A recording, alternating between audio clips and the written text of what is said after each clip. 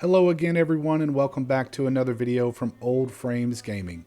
I am your host BK and I want to extend a very humble thank you to all of our new and returning viewers. I'm incredibly thankful for your continued support of the channel and the various formats which are featured here. This series of videos will be showcasing Premodern from the late February meetup at Dragon's Den. The first round features myself on Mono-Blue Stiflenought versus Chris W on Tin Land Stompy. Let's do a couple of deck techs to check out what our players are up to for this matchup. First up is my Mono-Blue Stiflenought list. This is a fairly stock list for the most part, and it's one of the most well-known decks in the format. Some might even consider this to be the boogeyman of Premodern, but as time has shown, this deck is not as unbeatable as some folks might have you believe. The strategy here is straightforward. Get Phyrexian Dreadnought into play and protect it over the course of a couple of turns in order to get in 20 or more damage on attacks. Along the way, we have tons of protection via Counterspell, Foil, Daze, and Thwart, alongside plenty of cantrips like Impulse, Opt, Flash of Insight, and Gush to dig for threats or answers. I play a single Powder Keg in the main deck as well as a couple of Boomerang in case something goes terribly wrong. The mana is simple too, with just 16 islands and 2 Mishra's Factories that act as a dialed back Plan B option in case the Dreadnought plan falls through. The sideboard hedges bets in a few matchups, mainly against red decks like Goblins and Sly, with 4 Hydroblast and a Blue Elemental Blast, with custom alteration done by Chris W himself. A Null does some heavy lifting against opposing artifact-based strategies, as well as Enchantress decks. Misdirection is a one-of, fun-of that helps fight off removal. Essence Flare acts as removal in and of itself, particularly against threats like Meddling Mage. Brain Freeze provides us yet another alternate win condition. Dominate can steal opposing Dreadnoughts or possibly a Call of the Herd Elephant token. And to round out the 75, I have an additional Powder Keg to improve my consistency in the matchups where I might desperately need it.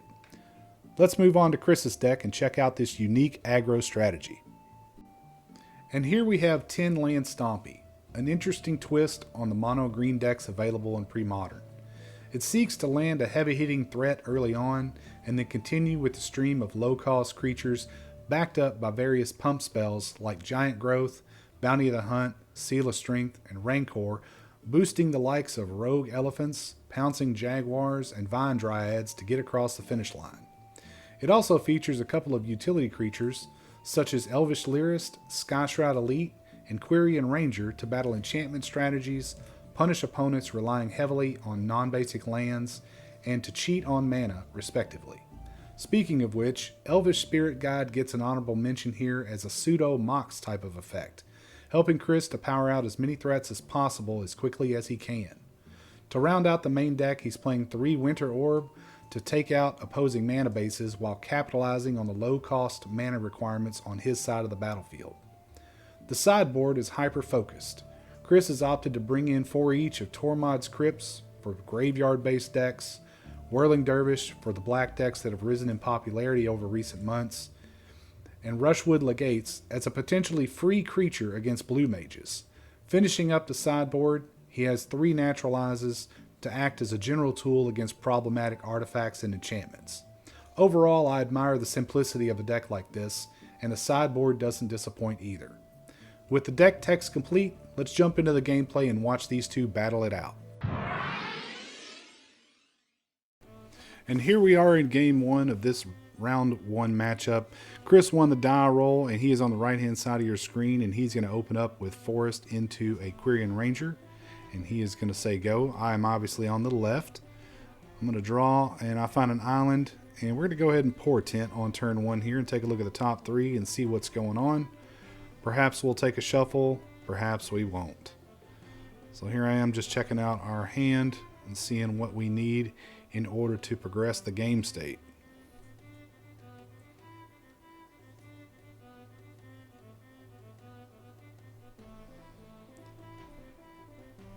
That one looks good enough that we're going to keep it on top, and I'm going to draw a card in Chris's upkeep for that slow trip. Chris peels a new card off the top of his library and finds a second land.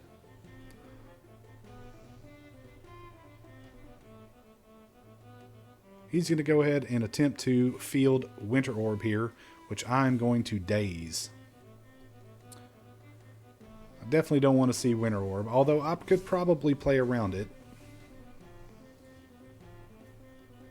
Chris considers additional options.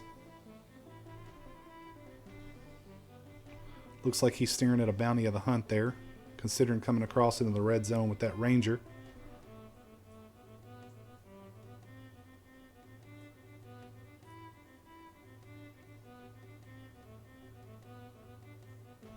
He studies just a little bit longer, decides just to come across for one, sending me down to 19.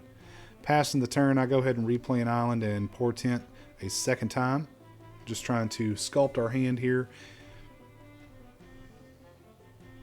Looks like the top three are good, and I'll draw another card during his upkeep. Chris's draw looks like it produced a Sky Shroud Elite, so he's going to go ahead and play both of those out. At this point, I think he was probably unaware that I only play a couple of non-basic lands in the deck, so right now, not going to be too much of a factor as they're 1/1s. On my turn, I find portent number 3. So I'm going to take a look at the top 3, compare that with my hand.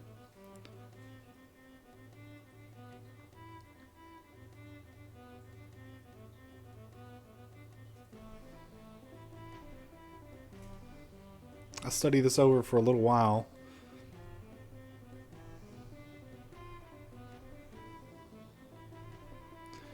Ultimately, I think I decide to keep what's on top here.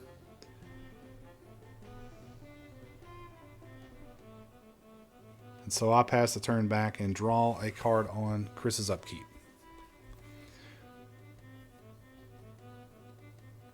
Chris takes a look at the new one off the top here. And he studies the battlefield a little bit.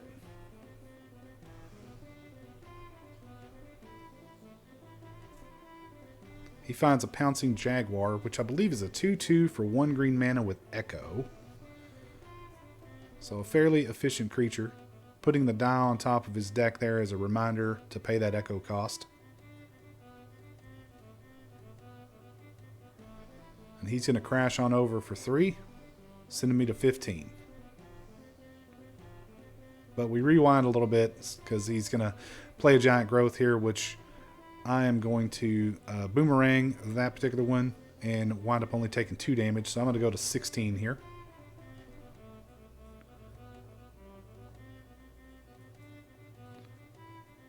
But in response, he goes ahead and plays a Bounty of the Hunt.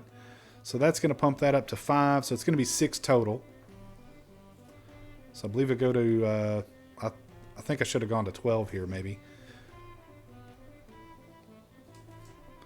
So I go ahead and untap, take a look at a new card, play my 4th land of the game, 4 islands.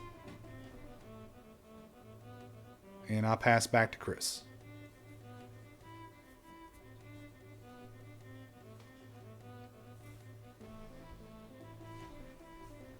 Chris looks at a new one off the top here.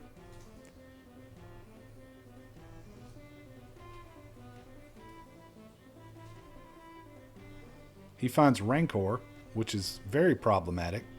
So in response, I opt to bounce that land or that Sky Shroud Elite in response to the declaration of the spell, so that it'll go to the graveyard.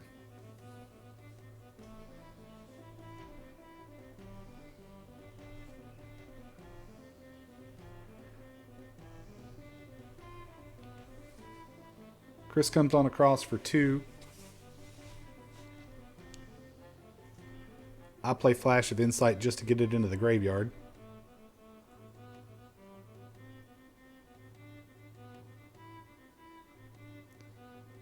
And here I'm going to Flash of Insight back, removing the rest of the graveyard. It looks like I found Dreadnought.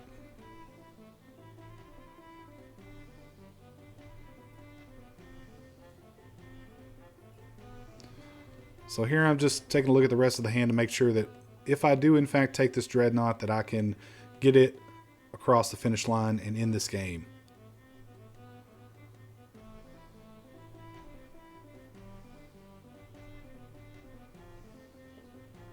So we're going to go Dreadnought, Vision Charm, and phase it out. I don't think Chris has an answer for it. So here we are having a chuckle about it because this was my first time playing this deck. Obviously a novice at it, but I wanted to have some fun. I had the cards, so I might as well use them. So Chris untaps and takes a look at a fresh one off the top. It looks like it's a Seal of Strength. He's going to go ahead and play that. I have no objections. Or maybe I did have an objection. I'm going to thwart it, just to stop any kind of shenanigans from happening.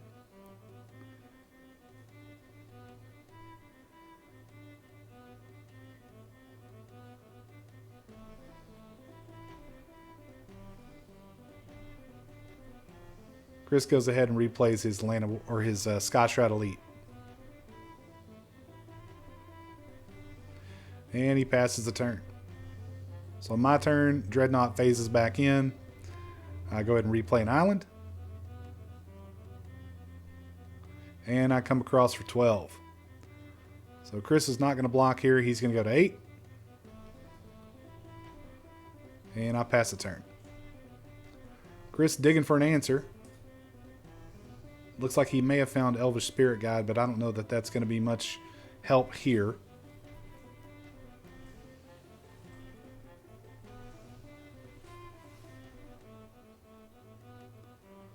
So it looks like he's got an Elvish Spirit Guide and a Bounty of the Hunt. I don't think that's going to be enough to get him there. And I'm probably sitting on a handful of counter spells at this point. So he's thinking it over.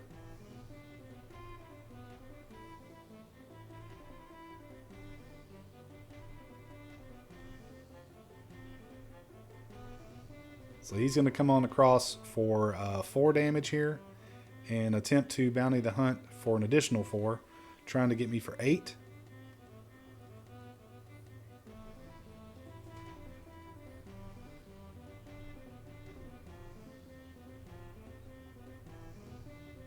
Looks like I have a response. I'm going to go ahead and Gush, adding 2 blue mana to my mana pool.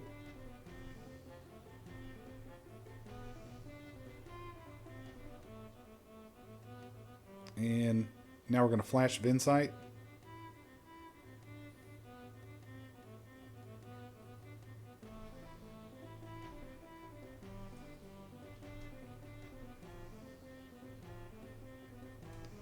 And I go ahead and foil this. So I'm going to take 3 and go down to 7, or 4 and go to 6 rather. I'm going to untap, draw a card, and come across for 12. Chris attempts to return a forest to his hand to untap a green creature and block, but he's still going to take 10. And that is going to do it for game 1. We will give these players an opportunity to sideboard and shuffle up, and we will join them in game 2.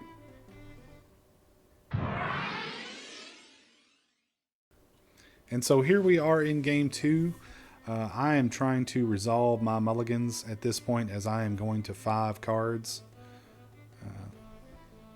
Just trying to study this and see what's going to be the best combination of 5 to keep. I initially choose a couple of cards to go on the bottom, and then after some back and forth with me and Chris, opted to change my mind and maybe rearrange here, as I think I put something on the bottom that I actually needed, or may have been a better option at that point. So Chris is looking his hand over, and while he's doing that, I thought to myself, wait a minute, we need to take a look at these again. So I'm just showing him that, hey, these are the 2 bottom cards, and I'm going to look at these, and I opt to keep something a little different. Chris is still studying his hand here. I don't believe that he has any land in hand and is holding a land grant. So he's trying to decide how he wants to approach this game.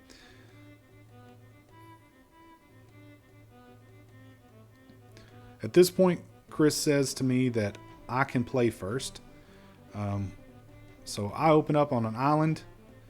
Chris draws a forest, unfortunately for him.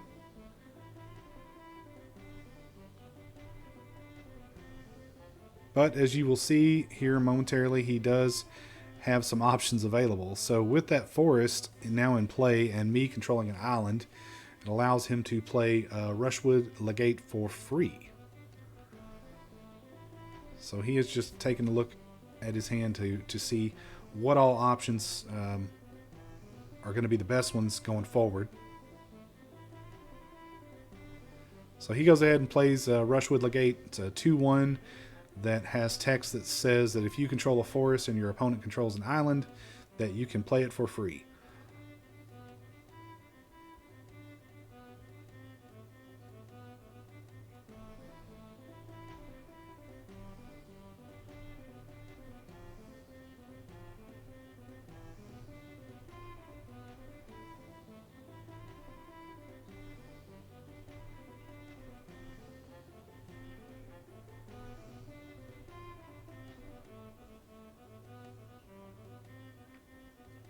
Chris is shuffling his cards back and forth in his hand here.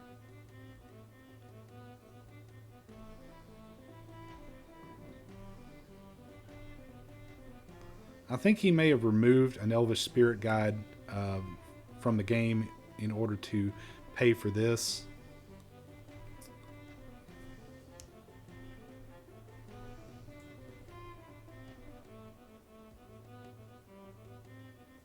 So he passes the turn. I have 2 islands up. I said to myself, let's jam. So Phyrexian Dreadnought Stifle, and I'll tell Chris to go ahead and go. So might as well go for it. I'm either gambling that he doesn't have a Naturalize in hand, or I've got enough counter magic that should be able to fight it off. Chris finds his second forest. He finds Winter Orb.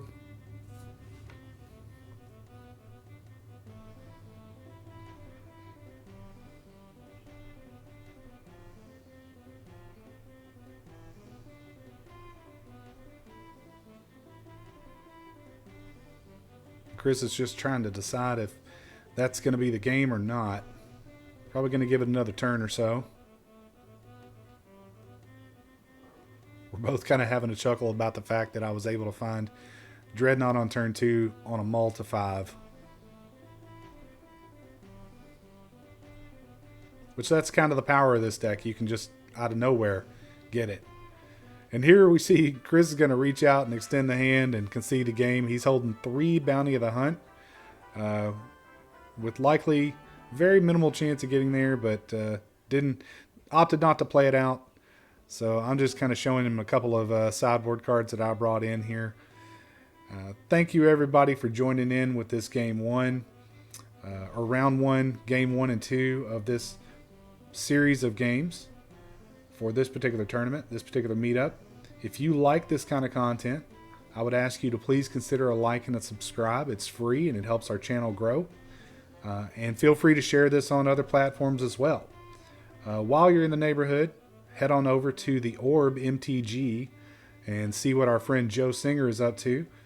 He does a lot of old school content and does a fantastic job featuring various decks and various old school formats.